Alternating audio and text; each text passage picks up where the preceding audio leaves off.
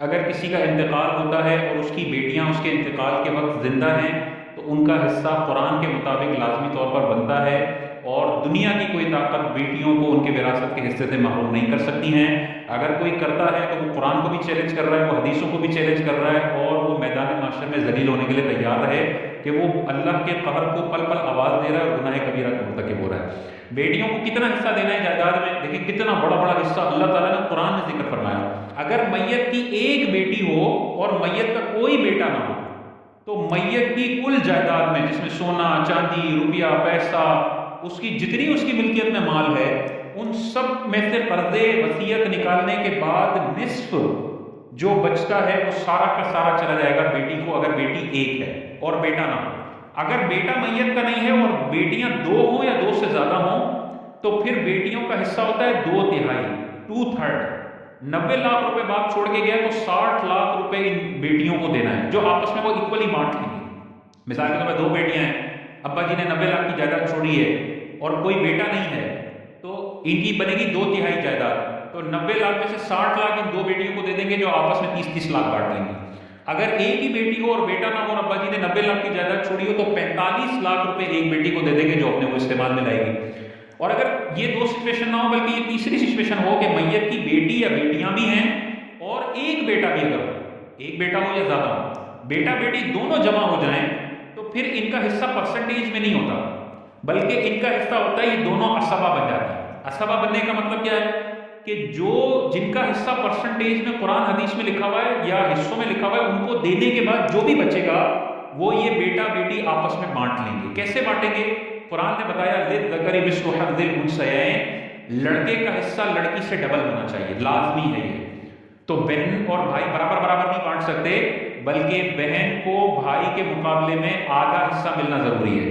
दूसरे की मिसाल हम देख लेते हैं, किसी का इंतकाल हुआ, उसकी बीवी पहले मर चुकी थी, उसकी बीवी को कुछ भी नहीं मिलेगा, उसकी दो बेटियां और बेटा नहीं है और वालिद साहब हैं।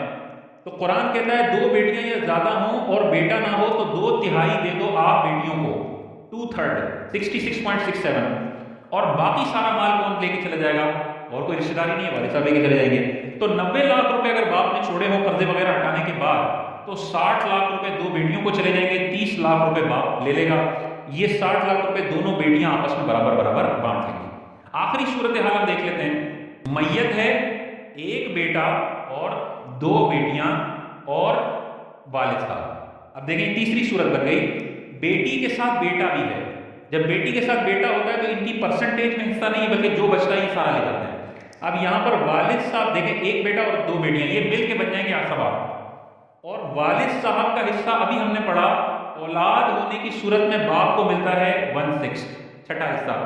तो 60 लाख अगर इस मैयत ने छोड़े हो तो उसके अब्बा को 10 लाख रुपए दे देंगे, तो 10 लाख इसके पास चले गए, बाकी बचे 50 लाख। ये 50 लाख इन एक बेटा और दो बेटियों में इस तरह तकसीम होंगे कि बेटे को बेटियों से डबल मिलना चाहिए। ठीक है, तो अब यहां पे देखिए एक बेटा और दो बेटियां हैं, तो बेटे को डबल देना है, तो बेटे को भी दो समझो और बेटियां तो है ही दो, टोटल बन गए 4। इस 50 लाख को डिवाइड बाय 4 कर दो, 12.5 लाख रुपए एक हिस्सा बनता है। कुरान कहता है लिज़्ज़करि मिस्लु हज़्ज़िल उन्सयैन, बेटे को बेटी से डबल हिस्सा मिलेगा। तो बेटे का हिस्सा निकालना हो तो 12.5 लाख मल्टीप्लाई बाय 2, 25 लाख रुपए एक बेटे को दे दो और 12.5 लाख रुपए दोनों बेटियों में से हर एक बेटी को दे दो। ये आपने 50 लाख रुपए को कुरान के मुताबिक तकसीम कर दिया और ये 1/6 आपने बाप को देके छठा हिस्सा कुरान के मुताबिक पूरा कर लिया। ये बेहतरीन तरीके से आपकी जायदाद तकसीम हो गई। सुरखुरू होकर मरेंगे कि दुनिया में किसी का 1 रुपया भी मुझ पर कर्ज नहीं है, मैंने सब अल्लाह के मुताबिक, अल्लाह के हबीब के मुताबिक अदा कर दिया। ये 3 सूरतें और ये 3 मिसालें मैंने आपको बता दी। बंदे का इंतकाल हुआ, उसके वरसा में उसकी बीवी जिंदा है, उसकी एक बेटी है और उसके वालिद साहब हैं। बीवी के हवाले से कुरान कहता है कि अगर औलाद मौजूद हो तो इसको 8वां हिस्सा देना है, 12.5%। बेटी के बारे में कुरान कहता है एक बेटी हो और बेटा ना हो तो इससे देना है 1/2 यानी 50%। और बाप के केस में कुरान कहता है कि अगर औलाद हो तो 1/6 भी मिलेगा और इनको देने के बाद जो बचेगा वो डिफरेंस भी ये ले जाएगा, यानी असबा बनेगा, असबा भी बनेगा। ठीक है, तो अब हम दोबारा से इसको कर लेते हैं। 1 करोड़ की अगर जायदाद हो तो 12.5 लाख रुपए बीवी को, 50 लाख रुपए बेटी को, 1/6 यानी 16.67 लाख रुपीस बाप को और जो बकिया माल बचेगा वो भी बाप ले जाएगा, यानी बाप को चला जाएगा 1 करोड़ माइनस 50 लाख माइनस 12.5 लाख 37 लाख 50 हजार बाप को चला जाएगा। ये पूरी जायदाद कुरान हदीस के मुताबिक तकसीम हो गई।